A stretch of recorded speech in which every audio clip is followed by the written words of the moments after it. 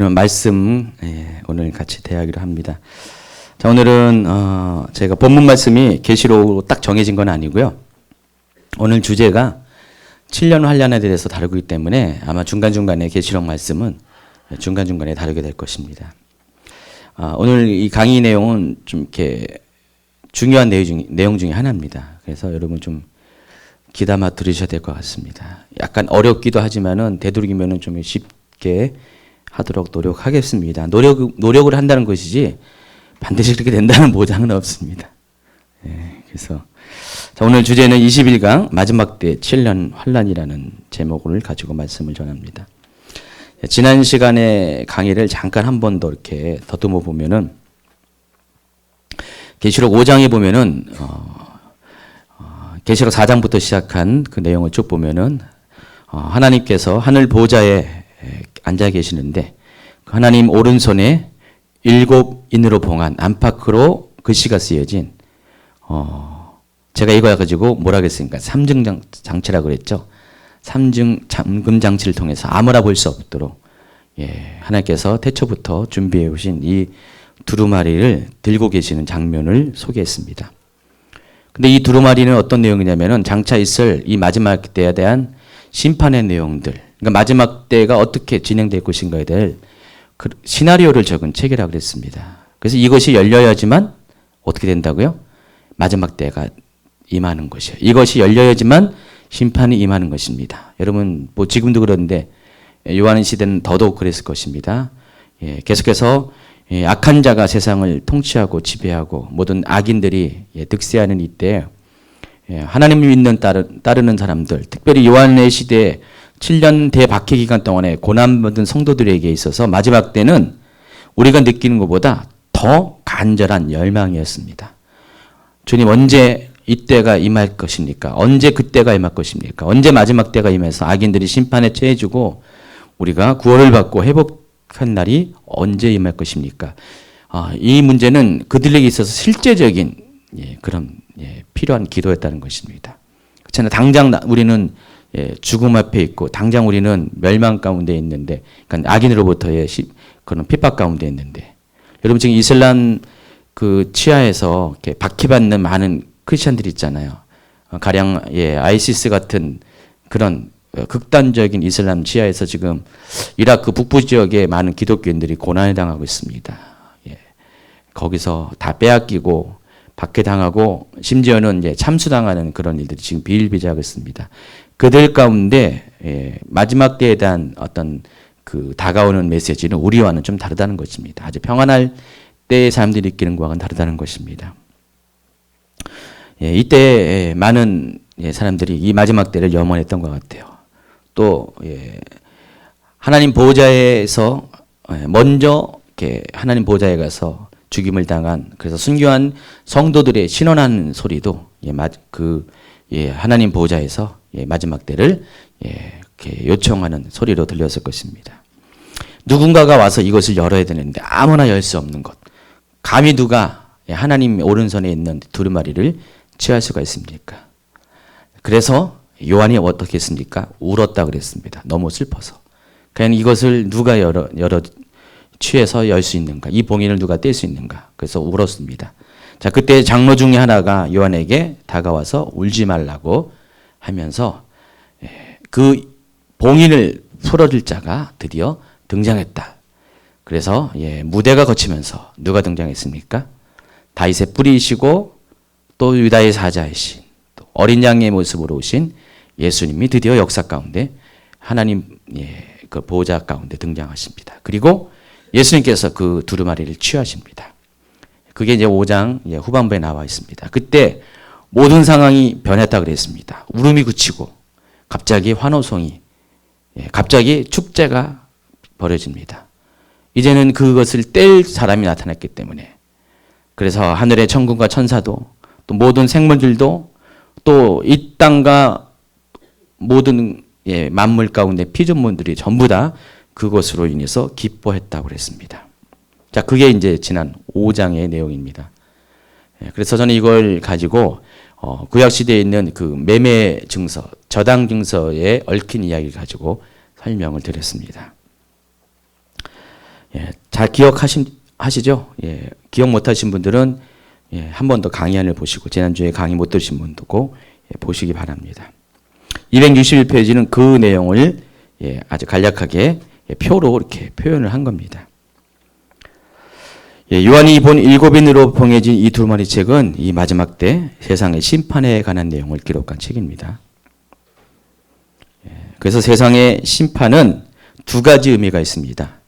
예, 사단과 악한 자들에게는 뭡니까? 이 심판이 임한다는 것은 자신의 멸망의 때가 임한다는 것이기 때문에 그것은 두려움으로 다가올 수밖에 없습니다. 그러나 사단의 권세 아래 신임하는 만물에게는 특별히 하나님을 믿는 백성들에게는 축복과 희망이 되는 것입니다.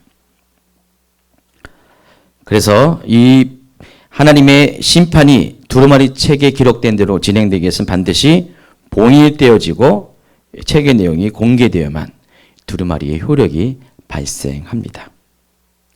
그리고 이 책의 봉인이 풀릴 때 심판의 계획이 공개될 때 만물의 온전한 회복이 일어나게 된다는 것입니다. 이것이 이제 하나님 보좌의 두루마리 책에 봉인이 열리는 것의 종말론적인 의미입니다. 여러분 이거는 좀 이렇게 잘 기억하셔야 됩니다. 이제 260페이지로 넘어갑니다. 드디어 이제 봉인이 열리게 됩니다. 어린 양이신 예수님에 의해서 두루마리의 봉인이 열립니다. 물론 이 봉인이 열린 것은 6장부터 시작합니다. 그리고 심판에 의한 환란이 본격적으로 시작이 됩니다. 원래 이 계획대로 시나리오대로 각본대로 이 하나님 오른손에 취해졌던 이 두루마리에 쓰여진 그대로 심판이 진행됩니다. 자, 근데 이 심판이 몇 년 동안 진행되는지 아십니까? 7년 동안 진행이 됩니다. 그래서 우리가 보통 이것을 이렇게 해서 7년 환란이라고 합니다. 근데 이 7년 환란은 휴거의 시기에 관련해서 특별히 7인으로 이 두루마리가 7인으로 봉해져 있잖아요. 이 7인의 이 환란의 대상이 달라진다는 것입니다. 여러분 이제 그림을 한번 보시기 바랍니다. 표를 보시면은 그걸 보면서 제가 설명하겠습니다. 7년 환란은 몇 년 동안 있는 것입니까? 문자적으로 7년 동안 있을 환란을 말하는 것입니다. 자, 그런데 만약에 휴거가 환란 전에 있으면 어떻게 될까요? 이 환란은 대상은 누굽니까? 이 7년 환란을 받는 사람이 누굽니까? 믿지 아니하는 자, 그리고 불순종한 자. 여기서 불순종한 자라는 것은 믿는 자 중에서 하나님 뜻대로 살지 않은 그런 자들 말한 것입니다. 그래서 믿지 않은 자와 불순종한 자가 7년 환란 가운데 놓이게 됩니다. 근데 만약에 휴거가 3년 반 중간에 있게 된다면 상황이 달라진다는 것입니다. 환란은 7년 동안 진행되는데 휴거가 3년 반 지점에서 휴거가 일어난다면 당연히 이 후 3년 반은 누가 여기 이 환란의 대상이 됩니까? 방금 읽어드린 방금 소개한 환란 전 휴거가 있을 때 모든 악인과 믿지 아니하는 자가 불순종한 자가 역시 그 환란을 받게 됩니다. 그런데 전 3년 반 기간 동안은 환란의 대상이 또 달라진다는 것이죠. 이 사람들은 물론이거니와 누가 또 환란을 받습니까? 이 세상에 또 누가 남아 있습니까? 성도들이 남아 있어요. 그러니까 성도들도 환란 가운데 노출된다는 것입니다. 자, 이런 말을 들으면 여러분이 좀 기본적으로 이렇게 세대주의적인 종말론에 의해서 전천전주의에 의해서 이미 여러분이 이제 익숙해진 분들은 아니 무슨 우리가 환란을 받나 성도들이 성경에 보니까 뭐 하나님께서 막 피해 준다고 환란을 면해 준다고 시험의 때를 면해 준다고 여러 가지 얘기했는데 우리가 무슨 환란을 받느냐라고 약간 갸우뚱하시는 분도 계실 것입니다. 뭐 그걸 다 설명을 내면 이제 뭐 이거 계시록 어차피 진행돼야지 구체적으로 설명합니다. 근데 성도들도 환란을 당합니다. 저는 좀 약한 거고요. 환란 후 휴거를 주장하는 분들도 계세요. 그러니까 7년 환란 뒤에 휴거가 일어난다고. 그런 어떤 가르침을 하시는 분들도 적잖이 계시는데, 그런 분들의 케이스 같은 경우는 7년 동안 다 똑같이 받아요. 모든 성도들이. 그분, 그건 아주 더 대단한 거죠. 그러니까 모든 성도들이 환난을 통과한 다음에 7년이 지난 다음에 휴거를 당한답니다. 그렇게 되면은 그 환난의 휴거설에 의하면은 우리가 알고 있는 베리집, 가령 베리집, 짐승의 표를 받지 않음으로 인해서 당하는 이 고난이죠. 환난은 모든 성도들에게 해당하는 것이에요. 여러분에게. 그래서 여러분은 어떻게 돼요? 다 목배임을 당해야 되고요. 모두가 다 100% 빠짐없이 그런 어떤 상황에 빠지게 된답니다. 그래서 어떤 분들은요, 그 7년 환난 후 휴것을 믿는 분들 중에 어떤 분들은 지금 막 도망가고 있어요. 대피하고 있어요. 사람이 안 사는 광야 가운데, 진짜로. 그러니까 나중에 적그리스도의 정부가 들어서서 영향력이 미치지 못할 만한 그곳에, 산소 깊은 곳에, 광야 깊은 곳에 계시록 12장의 말씀을 좀 약간 오해해서, 그걸 오해해서 완전히 그런 속에 이렇게 뭐 토굴은 아니겠지만은 자체가 이렇게 위장된 집을 넣어가지고 이렇게 아예 터를 옮긴 분도 있어요. 한국은 그런 데가 숨을 만한 데가 없으니까 좀 인구가 별로 없는 저 회 땅, 사람 안 사는 그런 곳에 가가지고요. 광야 같은 곳에 가서 이미 터 닦고 있는 분도 제가 알고 있습니다. 요즘 12월 전쟁설 때문에 비슷한 일이 생기잖아요. 12월 1일까지는 다 한국을 떠나라고 했더니, 아이고, 제가 이제 구체적인 상담은 아직까지 안 했는데, 엊그저께 어느 분이 전화가 왔는데, 그 교회가 지금 그런 일이 생겼습니다. 교회가 지금 해체 직전이에요. 그 담임 목사님이 그걸 너무 깊게 받아들여서 성도들에게 그것을 계속 건면했나 봐요. 그래서 성도들의 3분의 2가 지방으로 가든지 해외로 가려고 벌써 티켓팅까지 다 해놨대요. 그래서 교회가 지금 이제 해체 직전이라서 너무 슬퍼가지고 그분이 상담한다고 연락을 취했습니다. 아직 이제 이렇게 만나지 못했어요. 그런 교회가 그 전쟁설 때문에 있잖아요. 지금 어제 봤더니 이제는 이제 주류 언론에서도, 일반적인 언론에서도 이걸 다루고 있더라고요. 그래가지고 아마도 광신적인 기독교 사람들이 이런 주장을 하고 그거에 동조해가지고 실제로 짐 싸는 사람들이 지금 있다. 비행기 표가 모자른다 뭐 이런 식의 일반 언론에서도 이렇게 나오더라고요. 앞으로 이제 만약에 이게 이제 한국에 관한 것이 아니라 12월 전쟁설 수준이 아니라 정말 마지막 때가 임한다고 막 그렇게 어떤 구체적인 어떤 비슷한 날짜를 누가 예언을 했다. 그럼 난리가 날 거예요. 물론 여러분들이야 뭐 이렇게 안 흔들리지만은 말씀에 다 서 있지만은 어떤 분들은 진짜로 흔들려 가지고요. 정말 광야 가운데 들어가고 막 그런 사람들이 지금도 있는데 그때 가서는 오직 하겠습니까? 이 세상에 숨을 만한 데가 어디 있습니까? 없죠? 우리가 살 빠지지 않는 한 숨을 데도 없습니다. 이 말이 뭔 말인지는 이제 집회에 참석하신 분들은 아시는데 절대로 숨을 데가 없습니다. 계시록 12장에 말하는 그 예비처는 그런 피난처의 개념만을 말한 것이 아니라 양육처의 개념도 있다고 그래서 저는 계시록 11장에서 말하는 이 예비처는 마지막 때 남겨진 성도들이 겪어야 될 지하교회의 모습을 예수님께서 말씀하시는 것이라고 제가 이렇게 해석을 해드렸어요. 계시록 12장은 지하교회이지 어디 특별한 장소의 피난처가 아니라는 것입니다. 이 세상은 그 많은 성도들을 숨길 만한 피난처가 없어요. 지하교회의 개념입니다. 데이빗 윌커슨 목사님도 살아계실 때 말씀을 전할 때 마지막 때의 교회는 다 지하교회가 될 것이라고 이렇게 말씀하셨는데 그 말이 맞습니다. 12장에 나와 있는 그 개념은 그렇다는 것입니다. 또 옆으로 세가지고 안 되는데 진도가 많은데 어쨌든 환난 전에 휴거가 일어날 때와 중간에 휴거가 일어날 때 그리고 또 환난 후에 휴거가 일어날 때에 그 대상들이 각각 다르다는 것들을 여러분이 일단은 아시기 바랍니다. 자, 계시록에는 7인의 재앙과 더불어서 2가지의 7가지 숫자를 가진 재앙이 또 등장합니다. 7 나팔의 재앙, 7 대접의 재앙이 소개되고 있습니다. 자, 이 재앙들의 특징은 다 똑같이 7가지의 재앙이 있다는 것입니다.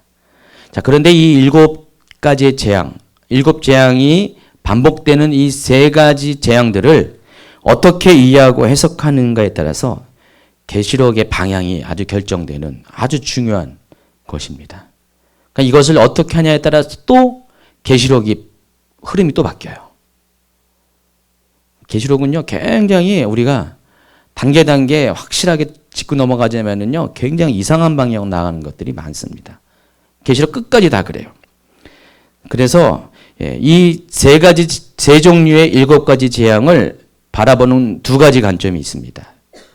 대표적으로 2가지 관점이 있는데, 첫 번째는 이 3종류의 재앙을 하나로 보는 것이에요. 그래서 이게 계시록 6장부터 6장 또 7장까지 7장은 이제 넘어가는 거고요. 6장까지 6인의 재앙이 임하고 7번째 인의 재앙이 시작될 때 이제 나팔 재앙이 이제 연결됩니다. 가지고 7인의 재앙을 가지고 7년 동안 있을 모든 재앙을 다 설명을 합니다. 그러면 나팔 재앙과 또 대접 재앙은 뭘 의미하냐? 이것을 구체적으로 더 설명하고 구체화시키는 그런 재앙이다라고 설명을 합니다. 그래서 첫 번째 인이 열릴 때 흰말이 등장하죠. 이것을 두중인의 사역으로 봐요. 여러분 이제 나중에 알겠지만 두중인은 전 3년 반 기간 동안에 사역하는 하나님의 메신저예요. 그리고 6째 봉인이 열려질 때 마지막 심판이 임한다고 봅니다. 그래서 천지가 진동하고 완전히 이 세상에 멸망이 임하는 그 심판이 임한다고 봅니다. 그래서 6째 재앙이 끝난 다음에 7번째 인이 띄어질 때 주님이 다시 오시는 것으로 설명합니다. 그래서 그 중간중간에 그것이 어떻게 구체화 시켜가지고 어떤 재앙들이 더 일어나는가를 설명하는 것이 나팔재앙, 또 대접재앙이라고 그렇게 이해를 합니다. 이런 주장을 하고 있어요. 그러나 저는 이제 이렇게 보진 않고요. 제 관점은 이 3종류의 재앙들이 서로 각각 다른 재앙이라는 것입니다. 그러니까 7인의 재앙도 다른 것이고 나팔재앙, 대접재앙도 각각의 다른 종류의 재앙으로 보는 것이고 또 이들 재앙들은 순차적으로 시간적으로 진행이 됩니다. 제일 먼저 7인의 재앙이 진행되고 7인의 재앙이 끝나자마자 7 나팔 재앙이 이어지고 나팔 재앙이 끝나면 어떻게 됩니까? 이 마지막 나팔이 불 때 성도의 휴거가 있고 그 다음에 믿는 자들이 다 휴거 당한 다음에 3년 반 나머지 기간 동안에 드디어 적그리스도가 본격적으로 통치하는 시대가 임하고 그리고 점점 그 시간이 마지막에 가면 갈수록 7 대접 재앙들이 아마 3년 반의 마지막 시간대 이렇게 임하게 될 것입니다. 그렇게 봅니다. 그래서 재앙들이 순차적으로 진행될수록 점진적으로 그 강도가 더 강해진다는 것입니다.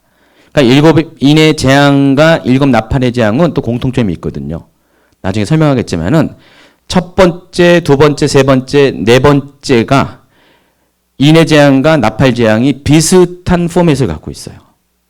그리고 7번째 인이 띄어질 때 그것도 나팔 재앙을 여는 신호고 7 나팔이 불려질 때 성도의 휴거와 더불어서 7 대접 재앙이 시작되는 또 신호이기도 합니다.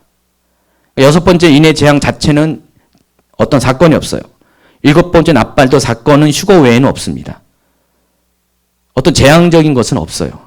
근데 그것들은 다 그 다음 단계의 재앙들이 새로운 시리즈가 시작되는 1편, 2편, 3편이잖아요.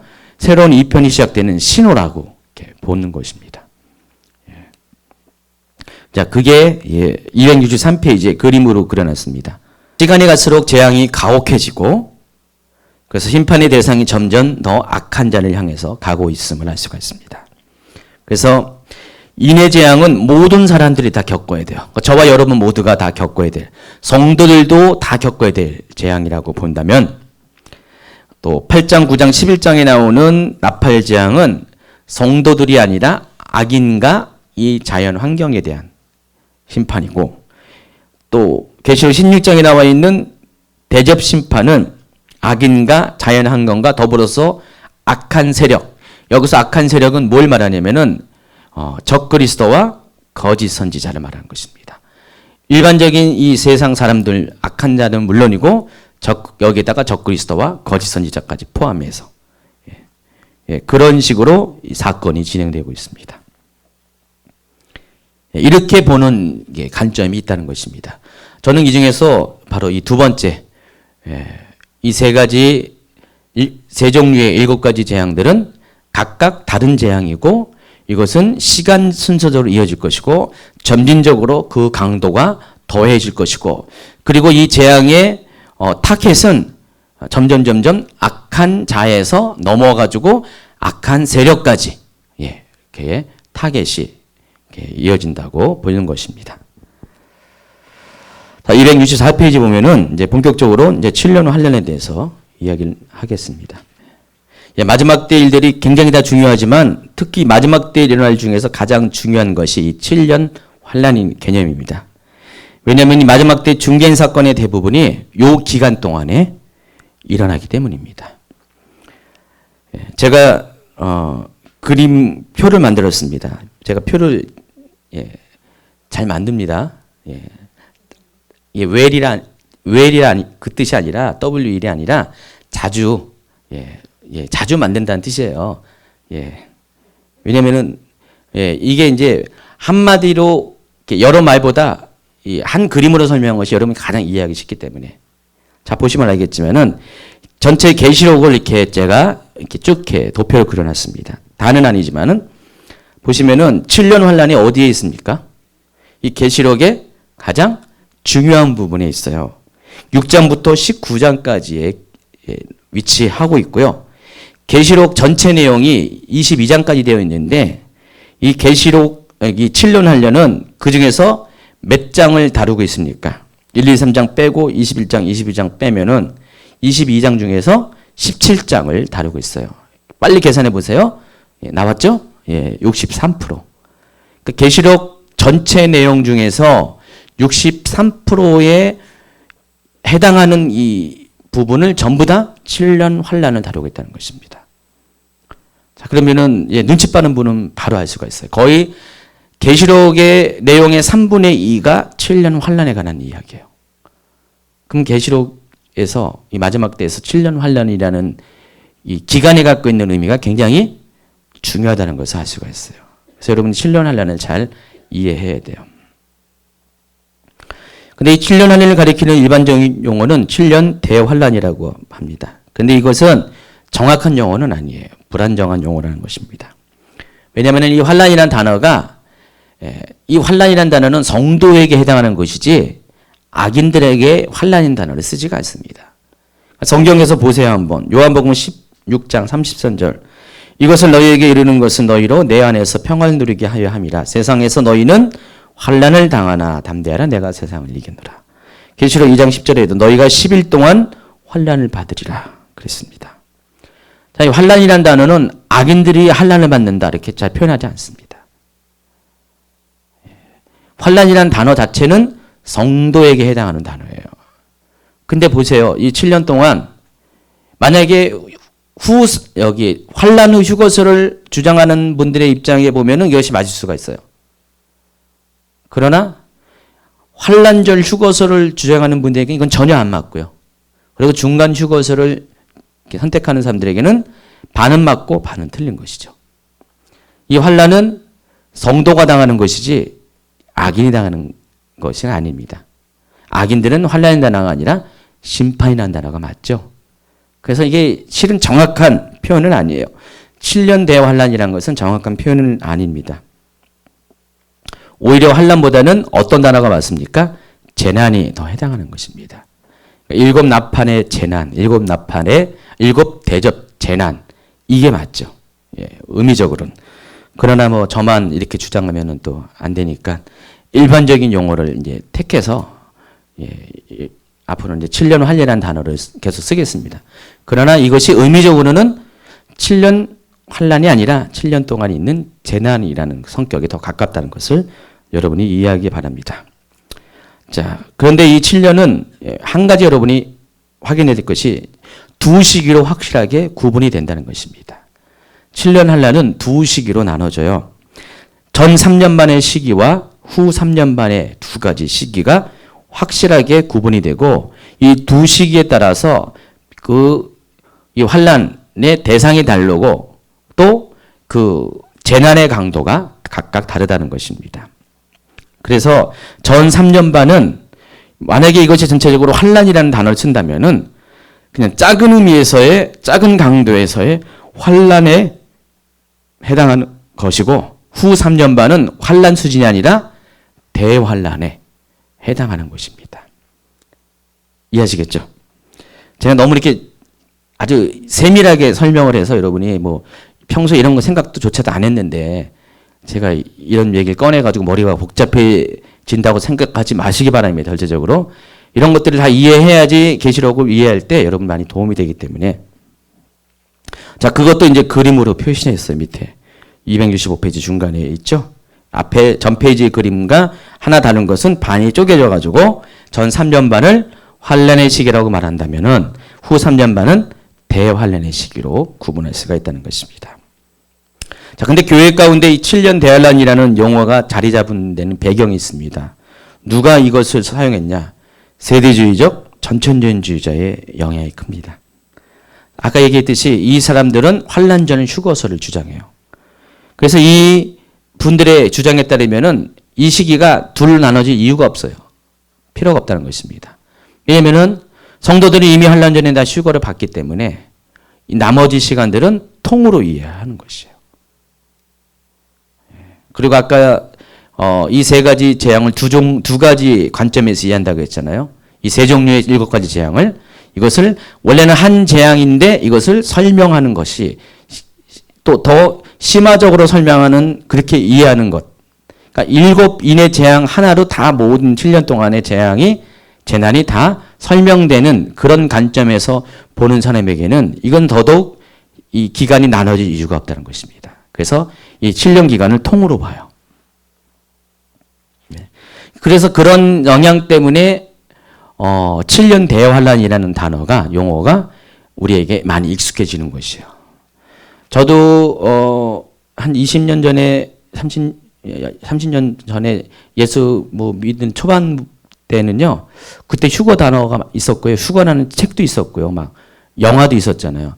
그때는 다 뭘 다뤘냐면은 이 환란전 휴거서를 다 달았어요. 그래서 휴거가 있은 다음에 7년 환란이 오는 것으로 다 알고 있었기 때문에 대부분이 이제 한국 교회 거의 한 대부분이 90% 이상이 그 어떤 것들을 취했습니다. 그렇기 때문에 뭐 7년 대환란이라는 단어 자체가 진짜 맞는 단어로 이렇게 봤어요. 그러나 아닙니다. 7년 대환란이라는 단어는 정확한 단어가 아닙니다. 7년이라는 단어는 기간은 맞지만은 이 대환란의 의미가 다르다는 것입니다. 그러니까 그 중간의 시기에 따라서 전과 후가 환란의 그런 성격과 내용과 강도가 다 다르다는 것입니다. 자, 7년 환란의 기간에 대해서 또 설명드리겠습니다. 계시록에서는 7년의 기간을 직접적으로 언급하는 단어를 발견할 수는 없어요. 한번 여러분 보세요. 계시록에 휴거라는 단어가 있습니까? 없습니다. 또 7년 환란이라는 단어가 있습니까?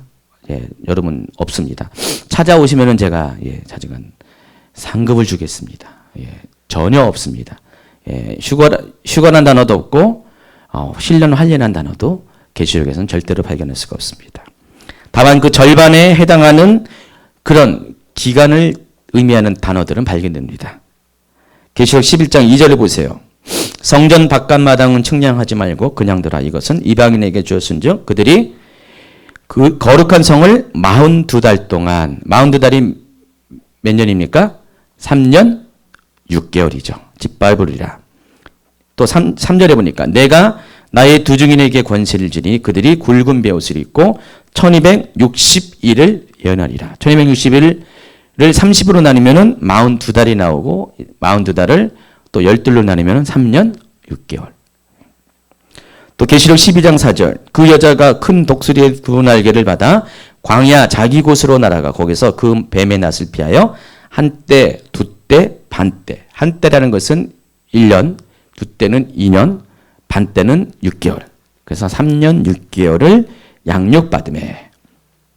계시록 13장 5절에도 또 짐승이 가장되고 신성모독을 말하는 입을 받고 또 42달 동안 일할 권세를 받으리라 그랬어요. 다 쭉 보시면은 알다시피 7년이란 단어는 안 나오고요. 다 각각 3년 6개월에 해당하는 서로 다른 표현들이 나옵니다. 42달, 한때, 두때, 밭때, 1260일. 이건 전부 다 3년 6개월을 말하는 것이에요. 근데 이 각각의 이 3년 반의 의미는 시간적으로 의미적으로 같은 것이 아니라 다른 의미가 있어요. 그리고 결국 이것이 합쳐져서 7년, 7년 반은 오타입니다. 7년의 기간으로 정리가 됩니다. 그래서 7년 환란이 맞다는 것입니다. 우리가 이제 이 7년 환란이라는 것을 더 성경적으로 이해하기 위해서는요, 다니엘서를 우리가 봐야 됩니다. 자, 오늘 이제 다니엘서가 아주 7년 환란과 관련돼서 핵심적인 그런 성경 본문입니다. 이 다니엘서는 뭐라 그랬습니까? 제가 인터넷 들은 분들은 아시겠지만은 다니엘서는 구약의 종말서라고 그랬죠. 다니엘서는 구약의 종말서입니다. 그러니까 요한계시록은 교회를 위해서 주신 종말적인 계시입니다. 자, 그것이 22장 16절에 나와 있어요. 한번 읽어볼까요? 나 예수는 교회들을 위하여 내 사자를 보내어 이것들을 요한계시록의 종말적인 계시들을 말하는 것입니다. 너희에게 증언하게 하였노라 그랬습니다. 자, 예수님께서 계시록을 주신 이유가 뭐라고요? 교회들을 위해서. 자, 다니엘서 9장 24절을 보면은요. 한번 읽어볼까요? 내 백성과 내 거룩한 성을 위하여 이른 이래를 기한으로 정하였나니 허물이 그치고 죄가 끝나며 죄악이 용서되며 영원한 의가 드러나며 환상과 예언이 응하며 또 지극히 거룩한 이가 기름 부음 받으리라. 자, 여기 보면은 다니엘서에서 이 종말적인 계시를 주신 이유가 뭐라고요? 내 백성과 내 거룩한 성. 이것은 이스라엘 백성과 예루살렘 성을 말하는 것입니다. 그것을 위해서 하나님께서 이 다니엘을 통해서 종말적인 계시를 주었다는 것입니다. 요한계시록과 다니엘서 모두는 다 동일하게 이 마지막 때에 대한 그런 어떤 가르침을 주기 위해서 쓰여진 책입니다. 그래서 이 두 성경은 서로 같은 의미를 가지고 같은 성격으로 쓰여진 책이에요. 그래서 이 두 성경은 성령 하나님께서 성경을 쓰게 하셨기 때문에 나중에 쭉 보면 알겠지만은 굉장히 유사점이 공통점이 많이 있습니다. 요한계시록과 다니엘서가 쓰여진 이 시간 간격이 무려 700년이 됩니다. 그러니까 700년의 시간 간격이 있음에도 불구하고 같은 얘기를 하고 있어요. 그 증거들이 아주 너무 놀랐습니다. 그렇기 때문에 이것은 요한계시록을 이해하기 위해서는 다니엘서를 여러분 반드시 이해를 해야 됩니다. 특별히 어디 부분을 해야 되냐? 다니엘서 7장부터 나와 있는 기록입니다. 다니엘서는 모두 12장으로 되어 있는데 전반부에 해당하는 6장까지는 역사적인 사실을 기록했습니다. 일반적인 역사적인 사실이에요. 근데 7장부터는 역사적인 사실이 아니라 환상에 관한 기록입니다. 그러니까 7장부터 계속해서 환상이 등장하는데 그 환상의 내용들은 다 모두가 마지막 때에 대한 마지막 때 일어날 일에 대한 환상이에요.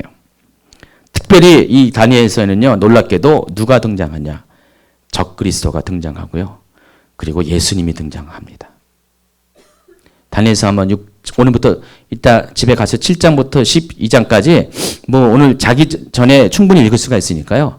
한번 쭉 읽어보세요. 보면은요, 여러분이 색다른 것들을 경험하게 될 것입니다. 어떻게 요한계시록과 그렇게 흡사한 공통적인 표현들이 많은지. 그러니까 마치 요한계시록이 다니엘서를 보고 쓴 것처럼 아주 거의 99% 일치되는 표현들이 쭉 나와 있습니다. 자, 다니엘서 7장 9절과 10절을 한번 보세요. 같이 읽도록 하겠습니다.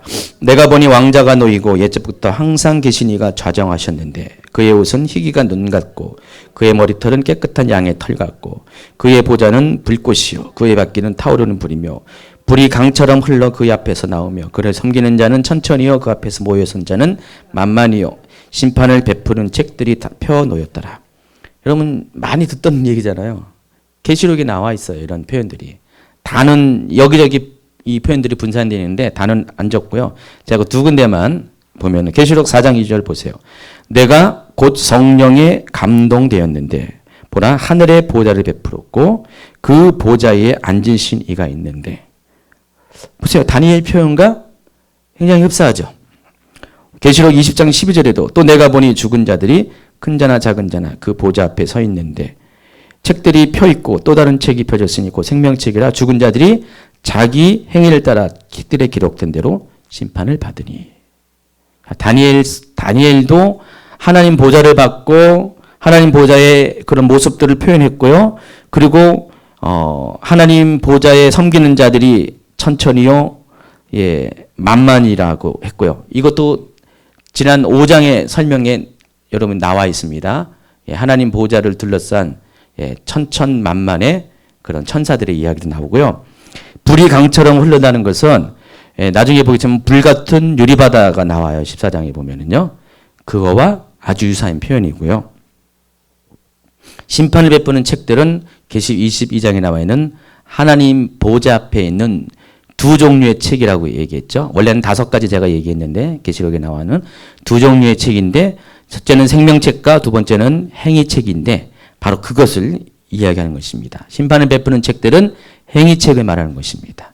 행위의 책에 기록한 대로 사람들이 심판을 받는다고 했잖아요. 그 광경을 지금 다니엘이 보았고 또 요한이 이것을 보고 그대로 묘사를 하고 있습니다. 또 다니엘서 7장 13절을 보세요. 또 내가 밤 환상 중에 보니 인자 같은 이가 하늘 구름을 타고 와서 옛적부터 항상 계신 이에게 나아가 그 앞으로 인도되며. 여기서 인자 같은 이가 누구를 가리키는 거 아세요? 계시록 1장 13절을 보세요. 촛대 사이에 인자 같은 이가 발에 끌리는 옷을 입고. 다니엘도 보면은 똑같은 표현이에요. 인자 같은 이. 여기도 인자 같은 이. 어떻게 이렇게 똑같은 표현을 하는지 참 신기하죠? 왜냐하면 이것이 예수님의 모습을 다니엘도 보았고 요한도 보았기 때문에 똑같은 분을 보았기 때문에 뭐 다르게 표현할 이유가 없는 것이죠. 똑같은 하나님을 보았기 때문에 똑같은 하나님 보호자의 모습들을 보았기 때문에 굳이 다른 표현이 필요 없는 것이죠. 약간 관점에 따라서 그냥 자신들의 어떤 머릿속에 있는 그런 지식과 말 표현에 따라서 좀 말이 다른 것이지 핵심적인 내용은 다니엘이 본 거나 요한이 본 거나 똑같아요. 다니엘도 지금 700년 전에 요한계시록이 쓰여진 전 700년 전의 환상 가운데 여러 환상을 봤는데 다니엘서 7장 12절까지 나와 있는 모든 환상들은 다 무슨 얘기라고요? 700년 후에 요한에 의해서 계시록에 나와 있는 마지막 때 요한이 하늘에서 본 그 장면을 똑같이 묘사를 하고 있다는 것을 알 수가 있습니다. 그래서 하나님은 요한에게만 마지막 때에 대한 이야기를 들려준 것이 아니라 이미 다니엘에게도 마지막 때에 대한 시나리오를 알려주었다는 것입니다. 요한에게는 그것이 아주 구체적으로 확실하게 보여졌다면은 다니엘에게는 한 단편과 그리고 어떤 전체적인 어떤 실루엣 같은 모습들을 보여줬다는 것입니다. 자, 이것만 끝나는 것이 아닙니다. 267페이지로 넘어갔습니다. 다니엘서에도 계시록과 동일하게 3년 반을 의미하는 한때, 두때, 반때라는 표현들이 발견됩니다. 한번 읽어볼까요? 다니엘 7장 25절. 그의 손에 붙임 바 되어 성도들은 그의 손, 여기선 이 그의 손인 것은 적그리스를 말한 것인데요. 붙임 바 되어서 한때와 두때와 반때를 지내리라. 아까 계시록 13장을 여러분 이렇게 한번 빨리 앞 페이지를 넘겨보면요. 265페이지 맨 밑에 보세요. 13장 5절 보세요. 또 짐승이 가장되고 신성모독, 여기 짐승은 적그리스도 말하는 것입니다. 신성모독을 말하는 입을 받고 또 42달 동안 일할 권세를 받는다고 했어요. 아까 제가 뭐라고 했어요? 이 42달이 한때, 두때, 반때와 같은 기간이라고 했어요. 그러니까 성도들이 짐승, 적그리스도에게 부침받아서 한때와 두때와 반때를 지낼 것이라고 다니엘서에서 예언을 했는데 그 예언 그대로 계시록 13장 5절에 보면은 정말로 이 짐승 적그리스도가 포악한 자가 42달 동안 일할 권세를 받고 뒤에 나오면 성도들이 여기서 고난을 받는다는 이야기가 쭉 뒤에 나와 있습니다. 13장에 보면은요. 또 다니엘서 9장 27절에도요. 그가 장차 많은 사람들과 더불어 한 일해 동안의 언약을 맺고 그는 적그리스도를 말하는 것입니다. 그가 그 일의 절반의 제사 예물을 금지할 것이다. 그렇습니다. 그 일의 절반이 뭐냐면은 일해라는 것은 7년을 말하는 것인데 그 7년의 절반. 그 7년의 절반에 뭡니까? 한때, 두때, 반때고 42개월 말합니다. 그러니까 이 적그리스도가 언제 등장합니까? 7년 환란이 시작되는 그 시점에 등장해요. 그리고 7년 동안 적그리스도가 존재할 것입니다. 적그리스도가 활동할 것인데 적그리스도가 제일 먼저 와서 하는 것이 뭐라고요? 평화조약을 맺는데 그런데 그 일의 절반이 지나면 어떻게 됩니까? 평화조약이 깨지고 그때부터는 제사와 예물을 금지하며 포악하여 가증한 것이 날개를 의지하여 설 것이 어디에 서냐면은 예루살렘 성전에 서게 됩니다. 성전에 하나님 대신 자기가 자기의 우상을 세울 것이고요. 이것이 종말까지 그러니까 7년 환란이 끝나는 그 시기까지 이 일이 이루어지게 된다는 것입니다. 이것을 다니엘이 아주 정확하게 보고 예언을 하고 있습니다. 또 다니엘서 12장 7절에도요. 내가 들은즉 그 세마포 옷을 입고 강물 위쪽에 있는 자가 자기의 좌우 손을 들어 하늘을 향하여 영원히 살아계시는 이를 가리켜 맹세하여 이르되 반드시 한때 두때 반때를 지나서 성도의 권세가 다 깨어지기까지니 그렇게 되면 이 모든 일이 다 끝나리라. 자, 이 부분도 어느 시기를 묘사하는지 알 수 있죠. 후 3년 반.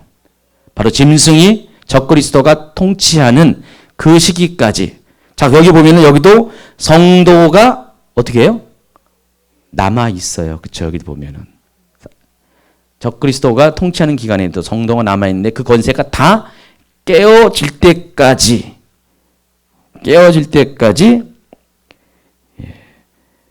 그 적그리스도가 활동을 하는데 성도의 권세가 다 깨어진다는 것은 성도가 모두 남아있는 모든 성도가 다 순교할 때까지 그렇게 순교하게 되면은 이 모든 일이 다 끝난다.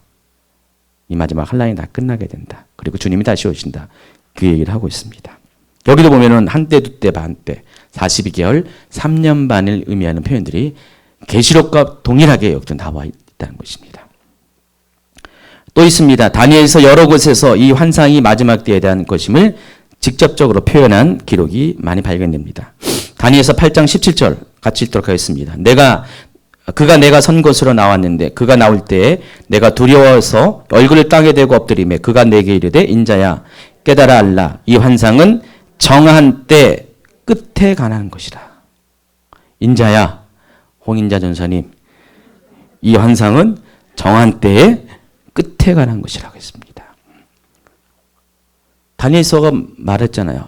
정해진 바로 이 마지막 때에 관한 환상이라는 것입니다. 그걸 누가 얘기했다고요? 예수님께서 다니엘서 9장 27절 보세요. 또 그가 장차 많은 사람과 아까 읽은 거네요.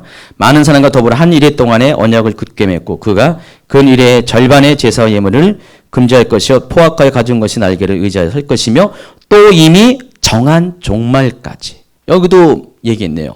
마지막 때가 이미 정해져 있어요. 하나님의 시간표에는 그 정한 종말까지. 그때 12장 4절 다니엘아 마지막 때까지 이 말을 간수하고 이거를 봉함하라. 마지막 때까지.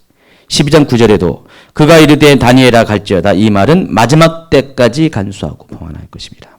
그러니까 다니엘서 보면은 아예 이미 정한 종말, 마지막 때라는 명칭이 아주 분명하게 구체적으로 나와 있다는 것입니다.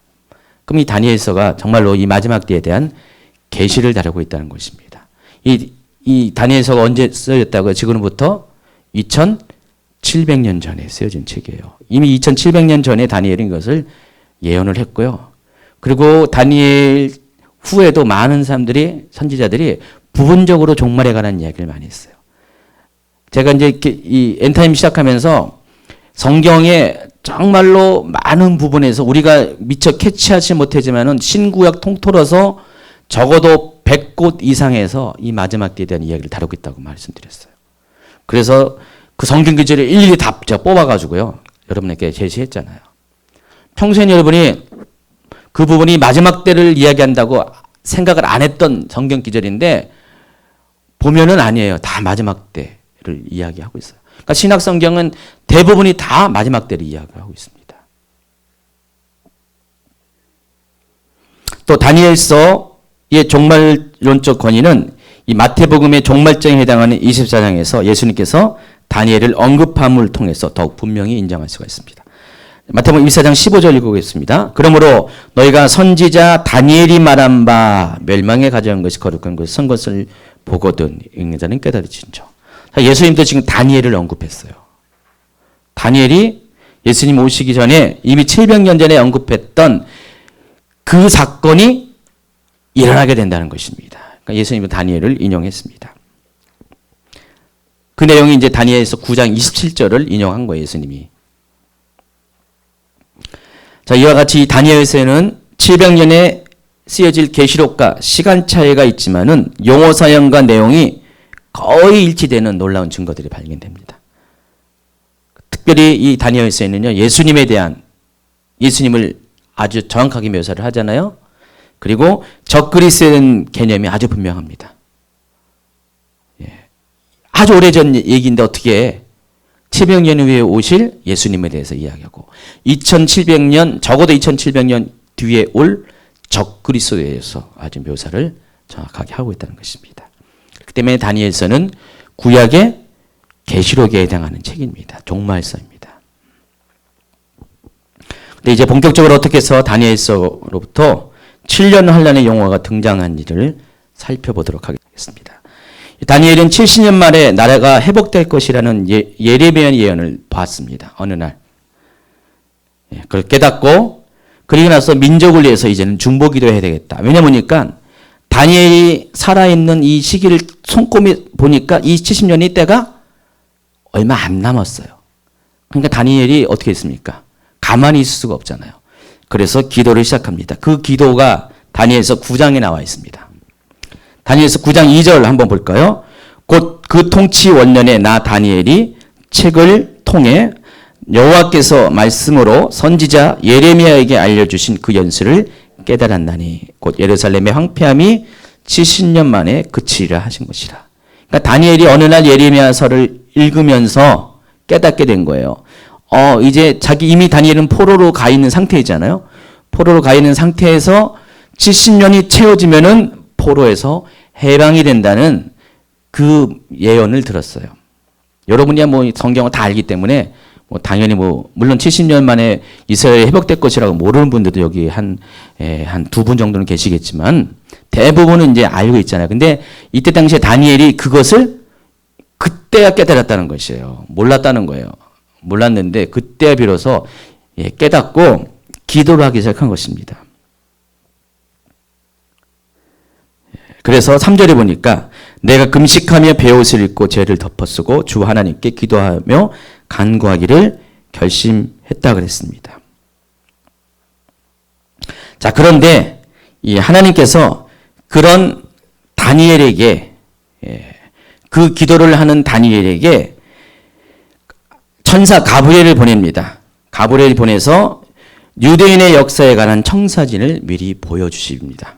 그러니까 다니엘이 기도를 했기 때문에 그 주제를 가지고 기도를 했기 때문에 이스라엘의 회복이 가까웠다는 것을 알고 그것을 가지고 기도했기 때문에 그것을 다니엘에게 선지자이기 때문에 하나님께서 어떻게 하나님께서 그 이스라엘의 역사를 이루어갈 것인가를 가브리엘을 통해서 이야기를 한다는 것입니다. 자, 그게 다니엘서 9장 24절입니다. 볼까요?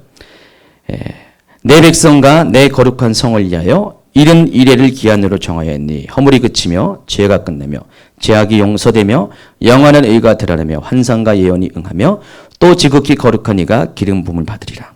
여러분 이것을 잘 보시면은 의문점이 한 가지가 생깁니다. 다니엘서 9장 2절에서 예레미야의 글을 통해서 다니엘이 이스라엘이 회복이 포로로 잡혀갔다 회복되는 것이 70년이 채워지면은 그 회복이 일어날 것이라고 깨닫고 그것을 놓고 중보기도가 들어갔는데 중보기도에 대해서 하나님이 가브리엘 천사를 보내서 다니엘에게 답을 주시는 장면이에요. 24절이. 근데 그 답을 주시는 내용이 뭐라고요? 71회, 이른 이래를 기한으로 정했다 그랬어요. 여기서 이래라는 것이 뭡니까? 이래라는 것은 주를 말하는 거지, 한 주. 그럼 70주를 말하는 거죠. 70주 몇 주예요? 490일이잖아요. 그러면 이스라엘이 포로로 끌려갔다가 490일 만에 돌아온다? 그런 거잖아요. 뭔가 좀 맞지가 않잖아요. 그러니까 예레미야에게는 70년이라고 했는데 다니엘에게는 70일이라고 얘기했어요. 그래서 의문이 생깁니다. 그래서 이 문제를 해결해야 돼요. 이 문제를 좀 풀어가야 돼요. 근데 놀라운 것은 이 문제를 풀어가다 보면은 이것이 다니엘 때의 이야기만 말하는 것이 아니라 예수님 때에 대한 예언이고 결국은 마지막 종말에 관한 예언을 다 포함하겠다는 놀라운 사실을 발견하게 된다는 것입니다. 왜냐하면 다니엘서는 이스라엘의 회복에 관한 예언서만 그치는 것이 아니라 아까 소개한 것처럼 구약의 종말서이기 때문에 신약에서 요한계시록이 마지막 때를 다룬 것처럼 이 다니엘서도 마지막 때를 똑같이 바라보고 다루는 것이기 때문에 바로 그 부분까지 여기서 우리가 답을 얻을 수가 있다는 것입니다. 항상 퀘스천이 있으면은 답이 있게 돼 있어요. 자, 269페이지 보세요. 차례차례 그것을 이야기하겠습니다. 다니엘은 성경 연구를 통해서 이스라엘이 70년의 기간이 지나면 회복될 것임을 발견합니다. 그게 다니엘서 9장 2절 책을 통해 여호와께서 말씀으로 선지자 예레미야에게 알려주신 그 연설을 깨달았다고 했습니다. 그것이 70년이라고 그랬습니다. 70년 만에 예루살렘의 항폐함이 그칠 것이라고 그랬습니다. 버려진 땅에서 다시 사람이 사는 땅으로 돌아오게 될 것이라고 했습니다. 그리고 다니엘이 그것을 깨닫고 기도하게 됩니다. 내가 금식하며 배옷을 입고 죄를 덮었으며 하나님께 기도하며 간구하기를 결심하고 그 기도의 내용이 9장 4절부터 어디까지 나오냐면은 19절까지 나옵니다. 이거는 여러분이 읽어보세요. 지금은 안 읽겠습니다. 한번 쭉 읽어보세요. 제가 일부러 여기다가 이렇게 페이지가 많아도 이렇게 기록한 이유는 읽어보면 안 읽기 때문에 교재로 나오면 다 읽잖아요. 그래서 한번 쭉 읽어보세요. 이걸 잘 이해해야 돼요. 다니엘서 9장을 잘 이해해야지 여러분이 마지막 때를 잘 이해합니다. 그리고 이 기도를 마친 후 가브리엘 천사가 다니엘 찾아옵니다.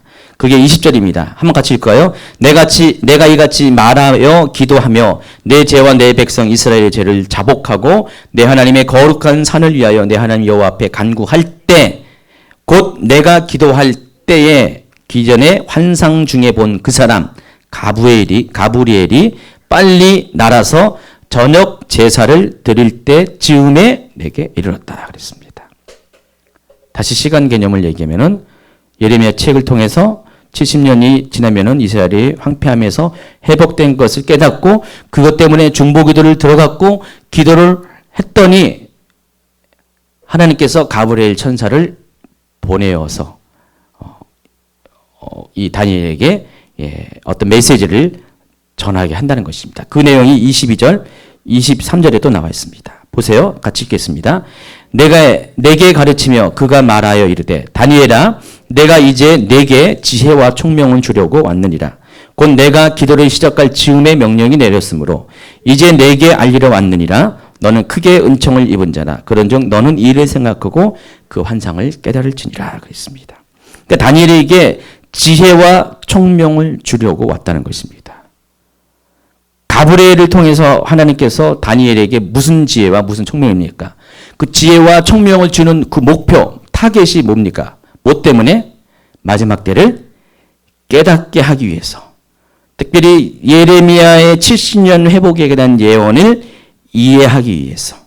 다니엘이 그것을 가지고 기도를 했기 때문에 그 의미가 무엇인지 깨닫게 하기 위해서 답을 가지고 지혜를 가지고 왔다는 것입니다. 그리고 그 내용이 아까 읽어드린 다니엘 9장 24절이에요. 70년을 놓고 기도했는데 여기는 70일이라고 했습니다. 하나님께서는 그 기간을 70일이라고 말했습니다. 그리고 25절부터는 그 24절의 내용을 부연 설명하는 것입니다. 한번 읽어볼까요? 그러므로 너는 깨달아 알지니라 예루살렘을 중건하라는 영이 날 때부터 기름 부음을 받은 자 곧 왕이 일어나기까지 7일에와 62일에가 지날 것이요 그 곤란한 동안에 성이 중건되어 광장과 거리가 세워질 것이며 62일의 후에 기름 부음을 받은 자가 끊어져 없어질 것이며 장차 한 왕의 백성이 와서 그 성읍과 성소를 무너뜨리려니와 그의 마지막은 홍수에 휩쓸림 같을 것이며 또 끝까지 전쟁이 있으리니 황폐할 것이 작정되었느니라. 그가 장차 많은 사람들과 더불어 한 이래 동안에 언약을 굳게 맺고 그가 그 이래의 절반에 제사와 예물을 금지할 것이며 또 포악하여 가정한 것이 날개를 의지하며 설 것이며 또 이미 정한 종말까지 진노가 황폐하게 하는 자에게 쏟아지리라 하였느니라 하니라. 자, 이 말을 읽으면 뭔 말이 뭔 말인지 이해가 좀 안 될 것입니다. 그래서 좀 이 종말선은 좀 해석이 좀 필요합니다. 어쨌든 여기서 이 포인트는 뭐냐면은 70년과 70일에가 일치되는 기간이 아니라는 것입니다. 그렇죠? 70년과 490일이잖아요. 근데 이 문제를 해결하다 보면은 우리가 놀라운 답을 얻게 된다고 말씀드렸습니다. 자, 70일에는 어떤 의미가 있는가? 70일에 해당하는 히브리어 단어가 271페이지입니다.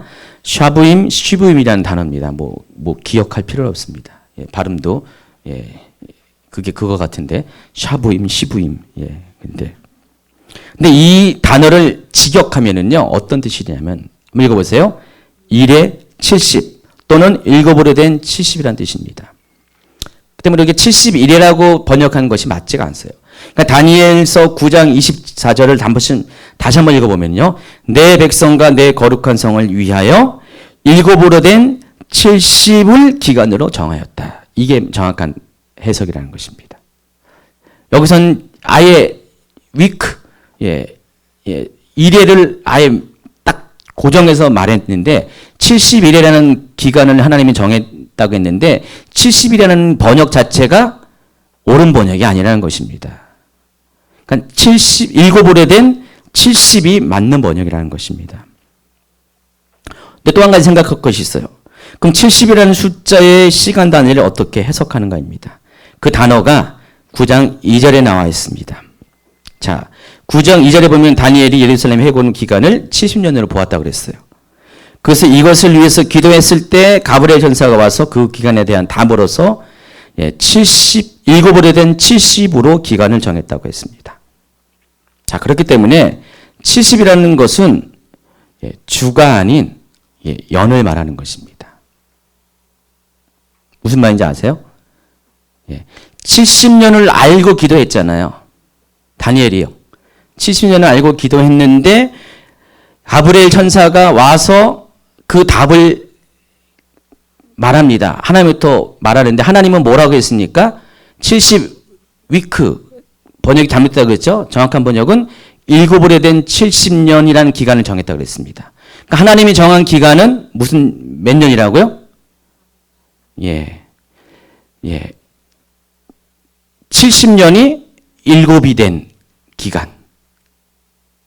자, 70년이 일곱이 된 기간이 몇 년이에요? 490년을 말하는 것이죠. 그러니까 490년이 되면 어떻게 된다고요? 이스라엘이 노역의 대가 끝나고 회복이 일어난다. 그 얘기예요. 근데 여러분 상식적으로 알고 있는 물리적인 70년이 지나면 실제로 이스라엘은 포로에서 노임을 받았잖아요. 그렇죠? 근데 하나님은 뭐라고요? 그것을 말하는 게 아니라 일곱으로 된 70, 490년 후가 되면은 다니엘서 9장 24절의 일이 예언이 성취된다고 그랬어요. 허물이 그치고 죄가 끝나며 죄악이 용서되며 영원한 의가 드러나며. 근데 이게 여러분 이게 숫자가 다르잖아요. 기간이 다르잖아요. 약간 헷갈릴 거예요. 근데 여기에 굉장히 중요한 의미가 있다는 것이에요. 이 다니엘서 9장 24절이 굉장히 중요한 의미가 있다는 것입니다. 가브리엘은요, 71회 중에서 69일에, 첫 번째 7일에 얘기하고 두 번째 61회를 얘기했습니다. 합쳐서 69일에가 지나면은 예루살렘을 중건하는 영이, 그 기간을 예루살렘을 중건하는 영이 날 때부터 메시아 왕이 일어날 때까지 기간이라고 말했어요. 아까 어디에서 얘기했나요? 26절에 보세요. 25절부터 그러므로 너는 깨달아 알지니라. 아까 24절이 총론적인 얘기라면 25절부터 27절까지는 그것에 대해서 구체적으로 또 부가 설명을 한다고 얘기했죠. 자, 다니엘서 9장 24절은 이른 일에 대해서 얘기했어요. 일곱으로 된 70년을 말했습니다. 자, 그것을 부연 설명한 것이 25절부터요. 그러므로 너는 깨달아 알지니라. 예루살렘을 중건하는 영이 날 때부터 기름 부음을 받은 자 곧 왕이 일어나기까지가 몇 일이라고요? 7일에 플러스 62일에 69일에를 말한 것입니다. 자, 69일에 동안에 60일에가 지나면은 그러니까 예루살렘을 중건하는 명이 날 때부터 69일에가 지나면은 뭐가 생긴다고요? 어떤 일이 생긴다고요? 기름 부음 받은 자 곧 왕이 일어나게 된다는 것입니다. 요거 굉장히 중요한 것이에요. 자, 그러면은 구체적으로 역사 가운데 이것이 어떤 시기를 의미하는지를 한번 알아보겠습니다. 자, 역사적으로 예루살렘을 중건하라는 영이 언제 일어난지 아십니까? 그것이 272페이지로 넘어갔습니다. BC 458년에서 457년 사이 페르시아의 아닥사스다 왕이 제위한 지 7년째 되는 해에 예루살렘을 증거하라는 명이 나왔습니다. 이해하시겠죠? 자, 그때부터 카운트가 들어간다는 것입니다. 자, 그 이야기가 스가랴서 7장 12절부터 나와 있습니다.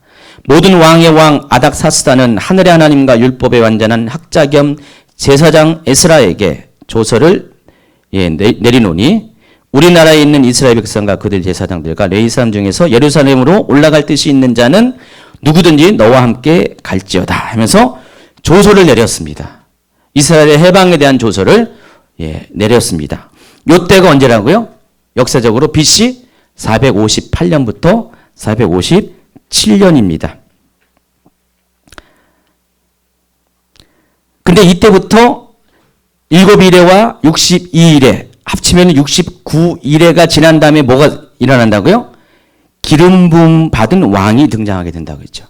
자, 그러면 이것이 연수로 계산하면 아까 뭐라고 했어요? 70으로 된 7으로 된 70년이라고 했으니까 그 71회를 그러면 그 기간이 490년이라고 했잖아요.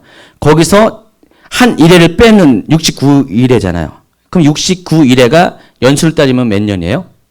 483년입니다. 그럼 483년 후에 뭔 일이 생겼을까요? 한번 계산해 보세요.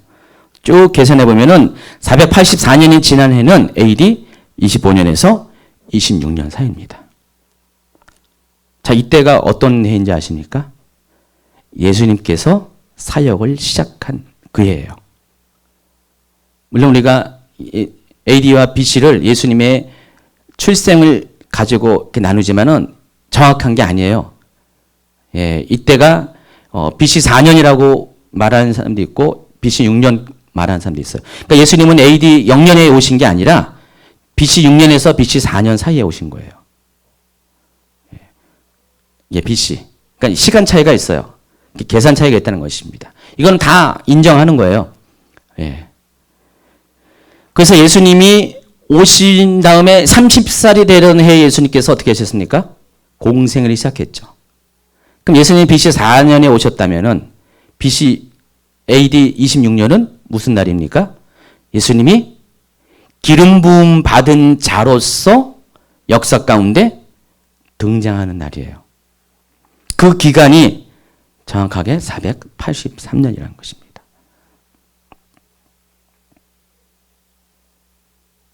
그리고 이어지는 26절은 보시면은요, 62일의 후에, 그러니까 7일에가 있었고 62일의 후에, 그러니까 합쳐서 483년 후에 기름 부음 받은 자가 끊어 없어질 것이라. 25절에는요, 이 일이, 이 기간이 어떤 기간이라고요? 예루살렘을 중건하고 명령한 그때로부터 기름 부음 받은 자, 그 예수님이 역사 가운데 등장할 그때가 483년이고, 그리고 그 예수님의 사역이 등장하자마자 곧바로 이어지는 것이 뭐라고요? 기름 부음 받은 자가 끊어 없어질 그날이 오게 된다는 것입니다. 그러면 기름 부음 자가 끊어 없어지면은 뭔 일이 생기냐면 뒤에 보면 장차 한 왕의 백성이 와서 그 성읍과 성소를 무너뜨리려니와 그의 마지막은 홍수에 휩쓸림 갈 것이며 끝까지 전쟁이 있으리라. 있으리니 황폐할 것이 작정되었다고 했습니다. 자, 그러면은 자, 이것들을 우리가 역사적으로 어떻게 또 이해를 하냐면은 자, 예수님이 돌아가신 다음에 부활하시고 승천하신 후에 일어날 일들이 장차 한 왕의 백성이 와서 성읍과 성소를 무너뜨린다고 그랬어요. 자, 이것은 구체적으로 언제 이루어졌습니까? AD 70년에 로마의 디도 장군이 와가지고 예루살렘을 멸망시키죠. 지금 다니엘은 지금 여러분이 이제 잘 이해하셔야 됩니다. 70년이라는 그 이스라엘의 회복의 시간을 책을 통해서 알았고요. 그걸 가지고 기도했을 때 하나님은 그 책의 너머보다 더 깊은 단계로 어떤 진정한 회복을 얘기했냐면은 진정한 회복은 이스라엘의 땅이 회복되는 것이 끝나는 것이 아니라 그리스도가 왔을 때 죄가 사함을 받고 모든 그들이 불의에서 노임을 받고 고역의 때가 끝나는 때가 임하는 것을 말씀하셨어요. 그래서 다니엘은 70년을 놓고 기도했지만 예수님이 오신 것을 초림을 봤어요. 근데 이것으로 끝나는 것이 아니라 다니엘은 AD 70년에 있을 예루살렘의 멸망까지 내다봤고요. 그러니까 하나님의 계획이잖아요. 하나님 눈에는 게 다 보이고 있잖아요.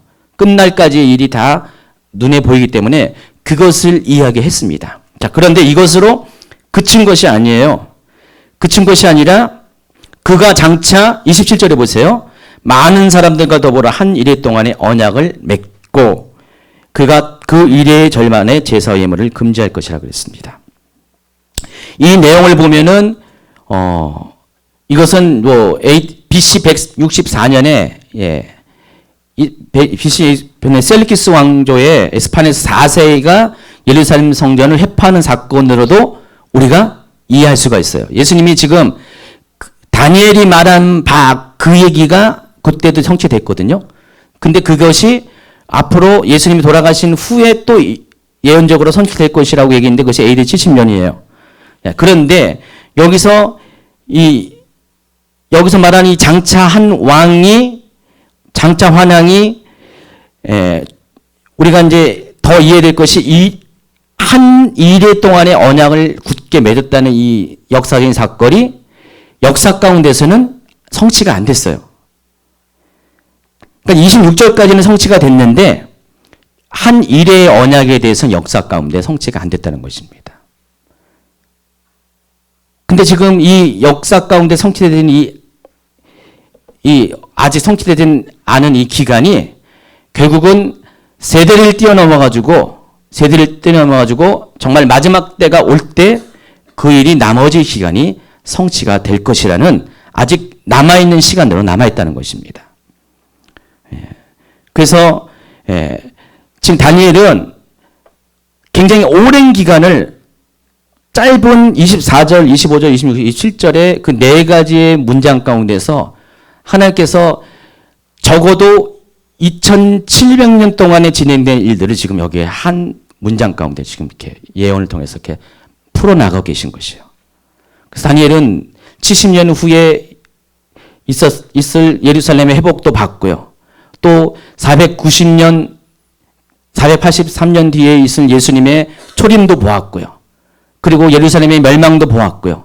그리고 나머지 한 일의 언약이 남은 그 2000년 후에 또 적그리스도의 등장까지도 한 번에 다 보았다는 것입니다. 그래서 다니엘서가 구약의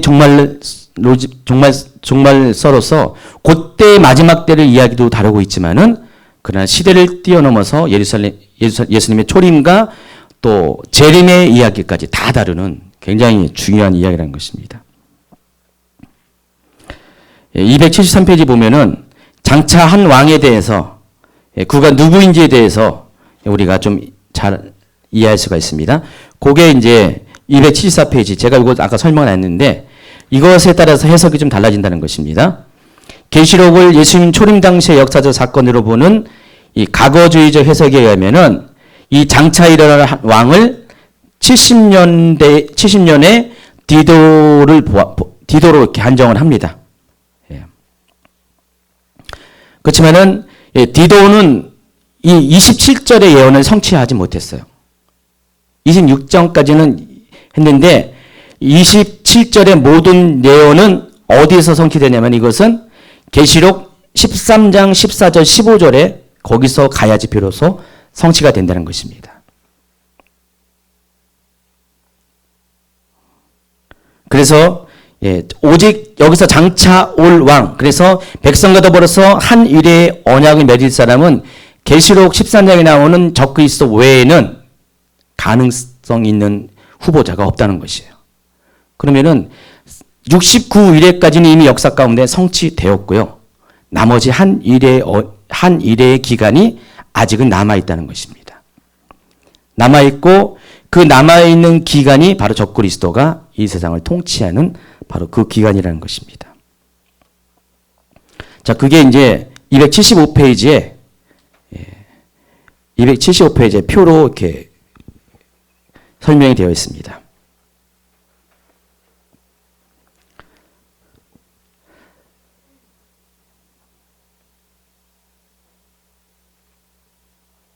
잘 보시면은 71회가 무엇 의미하는지 일곱으로 된 70년을 말하는 것이고 490년을 말하는 것입니다. 이것이 다니엘 9장 24절부터 27절까지 나와 있습니다. 자, 일의 시작은 예루살렘이 중건하라는 아닥사스다 왕의 명령이 떨어진 BC 458년부터 57년 그 사이의 기간을 말하는 것이고요. 자, 이것이 예루살렘이 실제적으로 중건되었고요.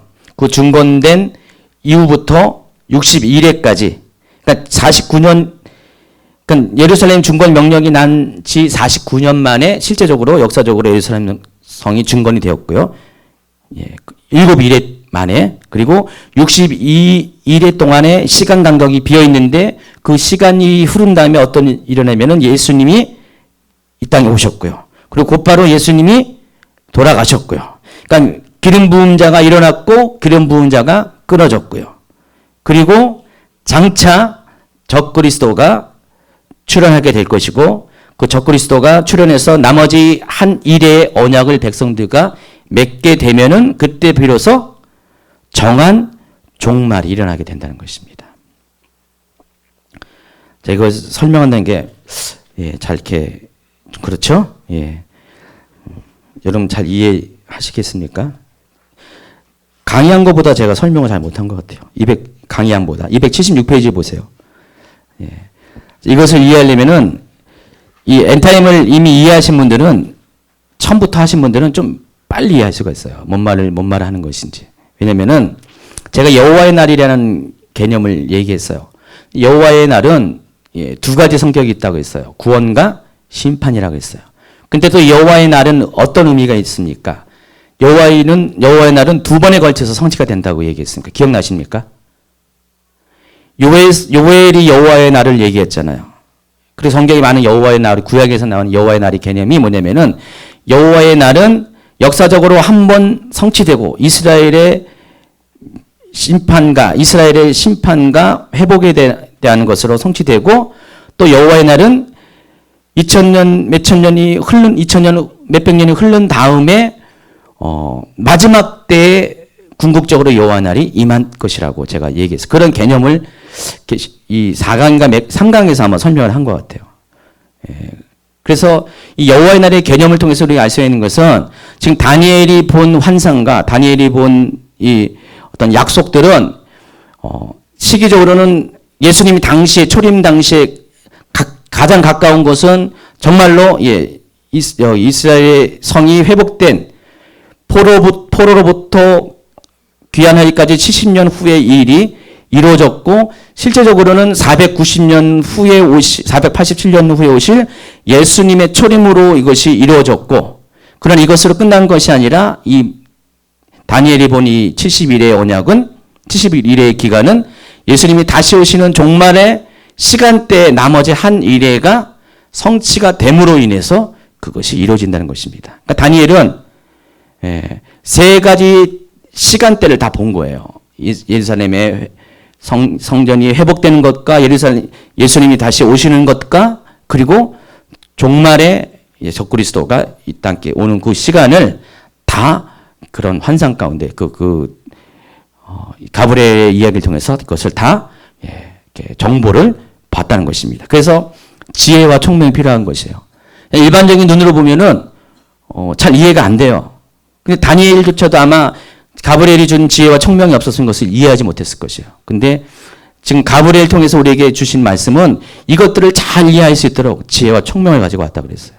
그러니까 여러분들 이것을 이해하려면 솔직히 지혜와 총명이 필요한데 그러니까 다니엘이 말한 이것은 이 여호와의 날의 강의 통해서 알 수 있는 것처럼 항상 하나님은 항상 어떤 마지막 때의 사건을 일으키려면은 그 앞전 시대에 비슷한 사건을 일으키세요.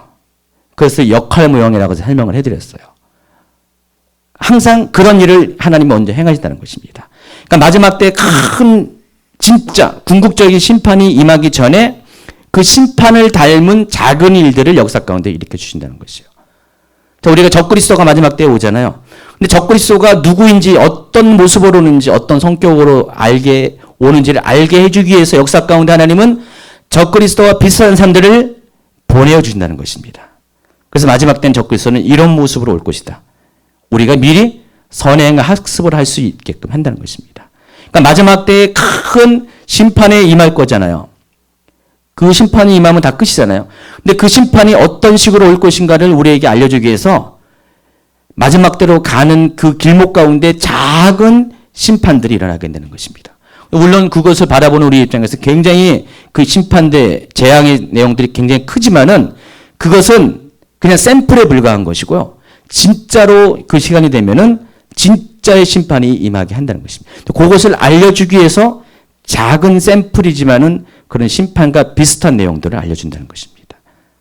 자, 이런 어떤 종말론을 해석할 수 있는 그런 우리가 대부분의 사람들이 이해할 수 있는 개념이 있다는 것입니다. 그런 것처럼 이 다니엘서도 마찬가지예요. 디도가 온 것은 AD 70년에 디도가 온 것은 마지막 때 적그리스도가 어떻게 우리 가운데 올 것인가를 샘플로 보여주는 것이에요. 그래서 예수님은 다니엘에 기록한 것을 언급을 하면서 인용을 하면서 예루살렘이 어떻게 멸망할 것을 이야기합니다. 근데 여러분 이 이야기가 어디에 실려져 있습니까? 마태복음 24장에 실려 있어요. 자, 마태복음 24장은 어떤 내용입니까? 종말의 때에 일어날 징조들에 대해서 기록한 것이요. 제자들이 성전을 예수님께 보여주면서 자랑을 했어요. 그때 예수님께서 뭐라고 했습니까? 이 성전이 반드시 무너질 것에 대해서 설명을 말씀하십니다. 그러니까 제자들이 그 말을 듣고 충격을 받았어요. 그러면 이 성전이 무너질 때 어떤 일이 일어납니까? 그리고서 더불어서 뭘 질문했습니까? 마지막 때에는 어떤 일이 일어날 것인가? 두 가지 질문을 24장에서 2절에서 1절 2절에서 합니다. 1절 1절에 3절에서 할 때 예수님께서 그에 대한 대답으로서 예루살렘 성전이 어떻게 무너질까를 설명하면서 그러나 거의 대부분 내용은 뭡니까? 마지막 때 일어날 징조들을 7가지를 설명을 해 주었습니다. 그러면서 그 안에 예루살렘 멸망에 관한 이야기들이 실려져 있습니다. 근데 예수님께서 이 예루살렘 멸망에 대한 이야기를 하신 이유가 뭐냐면은 역사 가운데 모든 사람이 보게 될 것이 예루살렘이 멸망의 이야기들이에요. 예루살렘이 어떻게 멸망할 것인가를 우리가 다 보고 또 나중에 역사를 통해서 알게 될 것이에요. 근데 그것이 일어나는 그 이야기를 통해서 예수님이 말씀하신 것은 마지막 때도 그런 일이 있을 것이라는 것이죠. 그와 같은 일이 있을 것이다. 샘플이라는 것이에요. 역할 모형이라는 것입니다. 그래서 디도도 역할 모형으로서 누구의 역할 모형입니까? 적그리스도의 역할을 먼저 보여주는 거예요. 적그리스도가 오면은 디도처럼 그렇게 한다는 것이죠. 적그리스도가 오면은 마지막 때 디도가 행한 것처럼 예루살렘이 그렇게 멸망할 것이라는 것입니다. 그래서 우리가 그것을 알라는 것이에요. 깨달으는 거예요. 귀 있는 자는 들을 자 읽는 자는 것을 깨달으라고 설명을 하고 있다는 것입니다. 그래서 이 한 일의 언약은 이렇게 성취가 됩니다. 마지막 때 적그리스도가 모든 나라와 맺는 평화조약을 말한 것입니다. 마지막 때 적그리스도는 모든 나라와 평화조약을 맺습니다.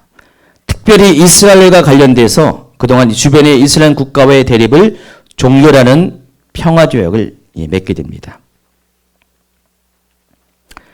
이 언약은 분명한 역사 사건으로 등장하기 때문에 이스라엘도 알고 전 세계가 알 수 있게 됩니다. 그리고 이 조약의 결과 예루살렘의 세 번째 성전이 건축됩니다. 우리가 알고 있는 제3성전이 예루살렘에 건축이 될 것입니다. 자, 여기 보시면은 성전의 위치에 대해서 요즘 새로운 주장이 나와가지고 제가 좀 잠깐 했어요. 제가 제3성전 지난 강의 가운데 얘기했나요? 안 했으면 나중에 얘기할 거고요. 요즘 나오는 새로운 주장이에요. 제 성전에 관한 것. 지금 그거는 이제 나중에 설명합니다. 어쨌든 간에 이 한 일의 언약이 맺을 때 그 언약이 맺어지는 아주 그 도장과 같은 것이 뭐냐면은 예루살em 성전이 세 번째 성전이 세워진다는 것입니다. 예루살렘 성전이 세워진다는 것은 당시로는 있을 수가 없는 것인데 그 있을 수 없는 일이 생겨나는 것입니다. 이 지역은 어디 지역입니까? 지금 이슬람 사람들이 살고 있는 지역이에요. 예루살렘은 구도시가 있는데 그 도시는 4개의 다른 종교를 가진 사람들이 서로 공존해 살고 있습니다. 참 희한하죠? 벽을 두고요. 벽 사이에 거리를 두고 이쪽은 유대인, 이쪽은 기독교인, 또 이쪽은 또 이슬람 사람들. 가지고 이 예루살렘 성전 터가 있는 데는 이슬람 사람들이 사는 그 지역이에요. 그 안에 또 모스크가 있고요. 황금사원이라고 뭐 그들의 말에 의하면은 뭐 누구죠? 그 무하메드가 승천했다고 하는 거기는 이삭이 번제물을 드렸던 바로 그 돌이 있는 그 바로 그 자리에 모스크가 세워져 있습니다. 근데 거기에 바로 제3성전이 들어서게 될 것이에요. 그것이 어떻게 가능하냐? 지금 누구도 그것을 가능할 사람 없어요. 뭐 아무리 유엔 사무총장이 중재한다고 그것이 가능합니까? 아무리 무력을 갖고 그렇게 한다고 가능하지 않습니다. 근데 그것을 가능하게 한 사람이 나타나게 된다는 것입니다. 그가 누굽니까? 적그리스도라는 것이죠. 적그리스도가 백성들과 더불어 7년 동안의 언약을 맺습니다. 그래서 조약을 맺어요. 그래서 이스라엘과 이슬람을 중재시켜요. 화해시켜가지고 이슬람들이 제3성전을 건설하는 것들을 허용을 한다는 것이죠. 그전에는요, 제가 어떻게 봤냐면 이 바이돔 그 자리에 모스크가 있고 그것이 헐어진 다음에 그 성전이 들어서는 것으로 알고 있는데 최근에 보니까 아니더라고요. 그 성전 자리는 바로 옆이에요. 모스크가 있고 모스크 바로 옆집에 진짜 성전터가 있대요. 그것을 이스라엘 사람들은 지금 그걸 보고 있어요. 이것이 가능하다는 것이 모스크를 헐지 않아도 성전이 들어설 수가 있어요. 지금 우리는 잘못 알고 있는 정보가 모스크가 헐어져야지 성전이 들어서고 있는데 최근에 정보입니다. 최근에 정보 보니까 그게 아니고 진짜 성전 자리는 모스크 바로 옆에 있어요. 더 북쪽으로 있어요. 충분히 가능하잖아요. 지금도 가능해요. 그래서 굳이 헐지 않고도 옆에 교회가 있고 옆에 법당이 있는 것처럼 그것이 가능하다는 거죠. 물리적으로. 자, 그 일을 누군가가 추진하면은 충분히 가능합니다. 그렇죠? 지금은 뭐 힘들지 몰라도 누군가가 강력한 평화의 리더십을 갖고 있는 사람이 등장해서 두 진영을 화해시키고 어차피 성전 이거 모스크 허문 것도 아닌데 옆집에다가 짓는 것인데 허용해라. 평화의 우리는 상징으로 한번 그렇게 하자. 그러면 충분히 가능하다는 것이죠. 이렇게 되면은 조약을 맺게 되는 것이에요. 엊그저께도 지금 막 싸우고 있잖아요. 뭐 누가 도끼로 막 유대교 사원에 들어가서 회당 가서 팔레스타인이 몇 명을 죽였잖아요. 죽여가지고 또 이스라엘 경찰이 출동해가지고 사살을 하고 며칠 전 일입니다. 계속 이런 분쟁이 어느 날 딱 멈추게 되어 있습니다. 그러면 이 사람이 대단하군요. 와, 아무도 못하는 수천 년 동안 아무도 못하는 그 일을 했다고 칭송이 자자할 것입니다. 현재 가장 일이 가능한 일을 할 수 있는 가장 근접한 사람이 있어요. 한 사람. 누구라고 말 안 하지만은 흰 옷 입고 다니는 분이 있어요.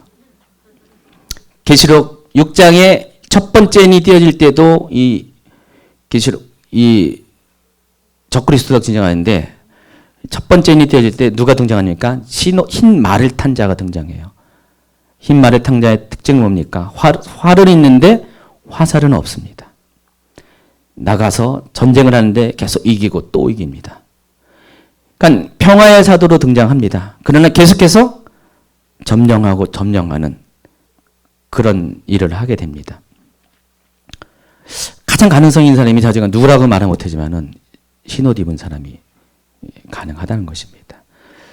그 일이 솔직히 임박해 왔어요. 지금 임박해 왔어요.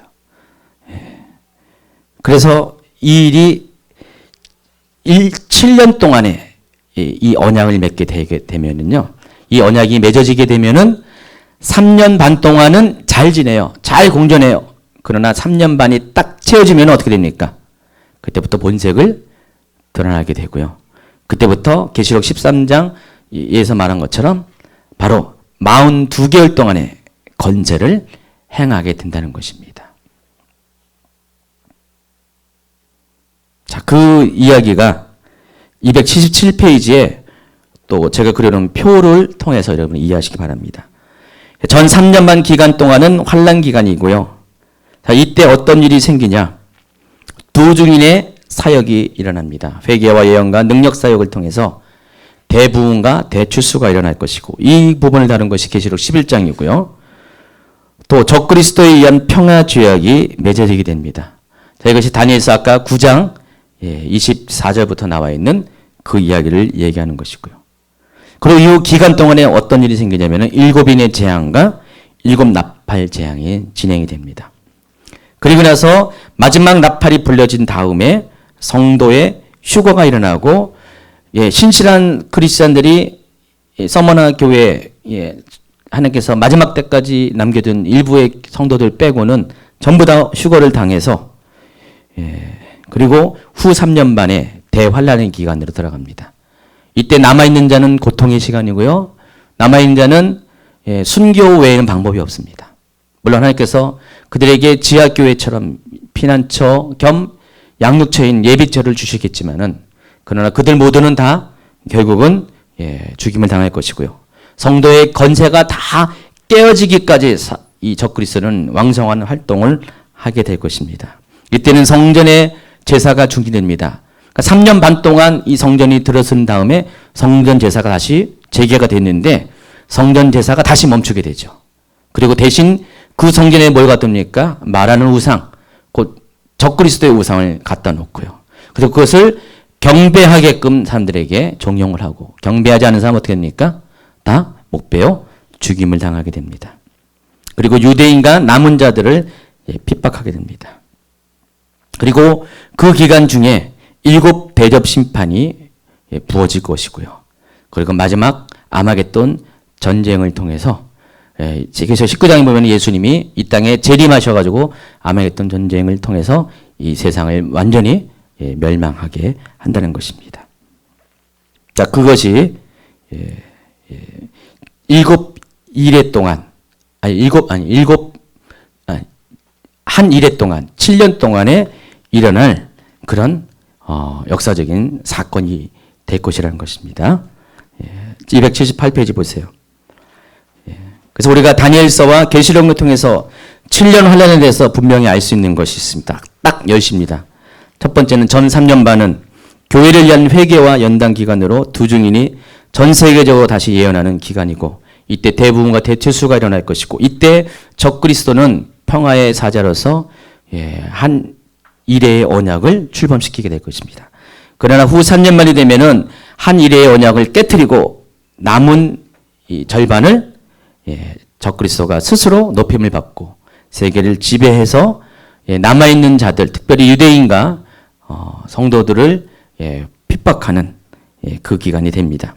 그리고 그 동시에 이 기간이 점점 차아지게 되면서 하나님은 마지막으로 악인에 대한 심판을 진행시킬 것입니다. 그리고 예수님께서 마침내 지상에 재림하셔서 아마게돈 전쟁에서 승리하시고, 그리고 천년왕국이 세워지게 될 것입니다. 자, 이것이 이제 마지막 종말의 스토리예요. 근데 그 종말의 스토리 중에서 가장 핵심적인 것이 이 7년 동안에 다 일어나게 된다는 것입니다. 그러니까 3분의 2 이상의 사건들이 바로 이 7년 환란 기간 동안에 일어나기 때문에 우리가 7년 환란을 알지 못하면 안 돼요. 그러니까 7년 환란을 이해해야 되고요. 7년 환란은 마지막 때 문을 여는 그런 것이 해당하는 것입니다. 그래서 우리가 이 7년 기간에 어떤 일이 일어나고 어떻게 역사가 진행될 것인가를 아는 것은 마지막 때를 준비하는 우리의 모습 가운데 반드시 있어야 될 것이라는 것입니다. 자, 좀 어려운 얘기를 그리 쉽지 않게 설명을 해서 죄송하지만 어렵기 때문에 특별히 다니엘서를 한번 오늘 가서 읽어보시면서요, 제 얘기 다 미처 못한 얘기를 잘 살펴보시면서 하나님께서 어떻게 구체적으로 지금으로부터 2700년 전에 다니엘을 통해서 마지막 때 일어날 일들을 어떻게 예언하셨고 준비하셨는 걸 한번 보시고요. 또 요한계시록 2000년 전에 요한계시록을 통해서 하나님 그것을 더 어떻게 구체화시키고 더 정확하게 그 일들을 이루는 계획들을 보이시는 걸 한번 살펴보시고, 그리고 그것이 그 계획들이 그 오랜 동안 계획되고 예언했던 것들이 어쩌면 우리 시대에 우리가 목도할 수도 있는 가까운 이 미래 가운데서 이루어질 것이라는 것들을 여러분이 생각하시고, 우리는 어떻게 보면 역사적인 주인공이 될 수가 있어요. 역사적인 주인공이 되지만은 그러나 두렵고 떨림이 있습니다. 역사적인 사건을 보는 아주 그냥 흥분도 있지만은 솔직히 두렵고 떨리는 것도 있습니다. 그래서 하나님, 내가 이 환란의 기간을 하나님께서 나에게 남겨주는 자로 남겨주시면 할 수 없겠지만은, 그래서 하나님, 내가 이 빌라델피아 교회처럼 하나님 앞에 택함받고 또 칭찬받고 그래서 부름받고 환란의 때를 피할 수 있는 휴거 백성이 되길 원합니다. 정말 내가 정결하고 깨끗한 신부의 세마포를 성도의 옳은 행실을 통해서 하나님, 내가 하나님 나라에 들어가는 자가 되길 원합니다. 여러분 이 시간에 기도하시기 바랍니다. 그래서 마지막 때에 대한 지혜와 총명을 나에게도 주시옵소서. 다니엘에게 준 것처럼 마지막 때를 아는 복 있는 자가 되게 해달라고, 그리고 준비하는 자가 되게 해달라고, 마지막 때를 전하는 자가 되게 해달라고 우리 시간에 기도하는 시간 갖도록 하겠습니다.